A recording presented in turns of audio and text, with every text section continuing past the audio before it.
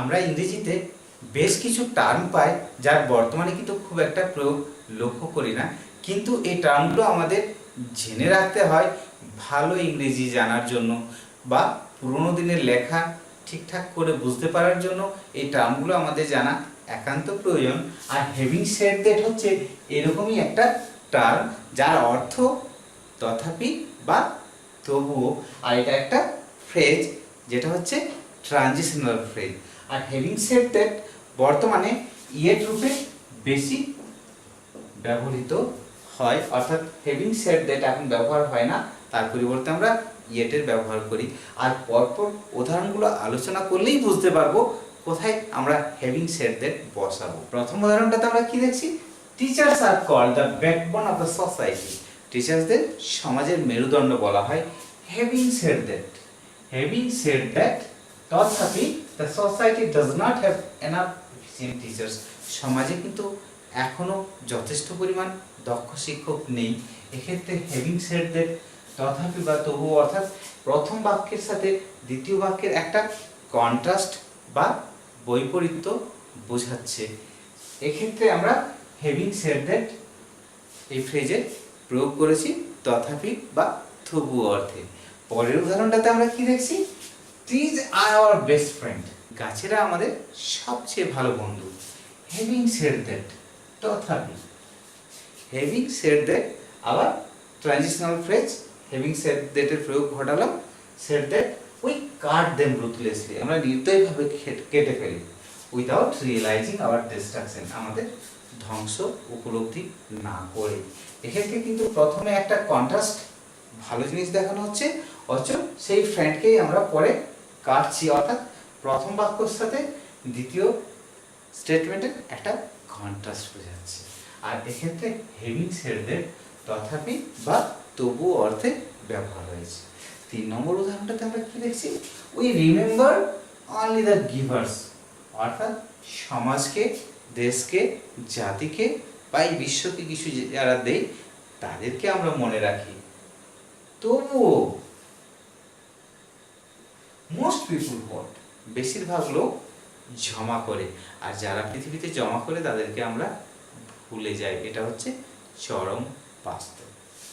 এক্ষেত্রেও having said that তবুও বা তথাপি অর্থে বসেছে। আর হ্যাভিং সেড দ্যাটের প্রয়োগ লক্ষ্য করতে গেলে একটা জিনিস আমরা লক্ষ্য করছি, হ্যাভিং সেড দ্যাটের পূর্বেও কমা বসবে, পরেও কমা বসবে। এক্ষেত্রেও পূর্বে কমা বসছে, পরে কমা বসেছে। প্রথম বাক্য ঠিক তাই, পূর্বে কমা বসেছে আর হ্যাভিং সেড দ্যাট এর পরে কমা বসেছে।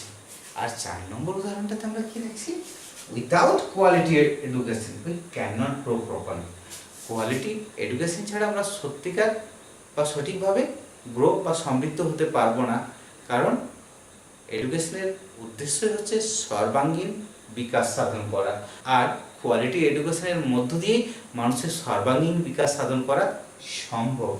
হ্যাভিং সেড দ্যাট তথাপি we are devoid of quality education, আমরা কোয়ালিটি এডুকেশন থেকে বঞ্চিত আছি, ফলে আমাদের টোটাল ডেভেলপমেন্ট যেটা হওয়া উচিত বা যতটা হওয়া উচিত হচ্ছে না। তাহলে আমরা এখান থেকে দুটো কন্ট্রাস্ট পাচ্ছি। প্রথমে বলা হচ্ছে কোয়ালিটি এডুকেশন ছাড়া গ্রো হয় না, আবার পরে দেখছি যে আমরা কোয়ালিটি এডুকেশন পাচ্ছি না প্রয়োজন থাকা সত্ত্বেও। আবার আমরা দেখব কিভাবে এই বাক্যগুলোকেই আবার আমরা ইয়ের দিয়ে লিখতে পারবো। কিরকম, হ্যাভিং সেড দ্যাট প্রথম বাক্যে কি আছে, teachers are called the backbone of the society. Having said that তুলে দিলাম, তার জায়গায় ইয়েট বসিয়ে দেবো, আর পরের কমা যেটা আছে এটা তুলে দিল। প্রথম কমাটা যেমন ছিল তেমনি থাকবে। Yet the society does not have enough efficient teachers, সমাজে দক্ষ শিক্ষক নেই যথেষ্ট। তাহলে ইয়েট এখানে কনজাংশন রূপে বসেছে, আর তখন সেন্টেন্সটা কম্পাউন্ড সেন্টেন্স হয়ে যাবে। 2 নম্বর বাক্যটাও ঠিক অনুরূপভাবে আমরা ইয়েট প্রয়োগ করব। কিরকম, trees are our best friend, গাছেরা আমাদের সবচেয়ে ভালো বন্ধু। ইয়েট হ্যাভিং সেড দ্যাট প্রয়োগ করার দরকার নেই, তার পরিবর্তে আমরা ইয়েট দিলাম, আর কমা যেটা আছে কমাটা তুলে দিলাম। তাহলে ক্ষেত্রে আমরা ইয়েট লিখতেই পারি, yet we cut them ruthlessly without realising our destruction. 3 নম্বর বাক্যটা কি, we remember only the givers. Having said that এটা তুলে দিলাম, এর পরিবর্তে ইয়েট বসিয়ে দিলাম এবং পরের যে কমাটা আছে সেই কমাটা তুলে দিলাম। Most people হর্ড।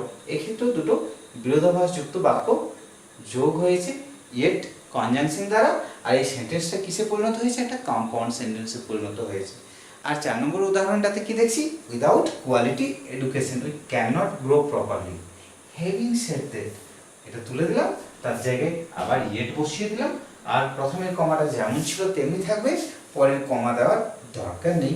We are devoid of quality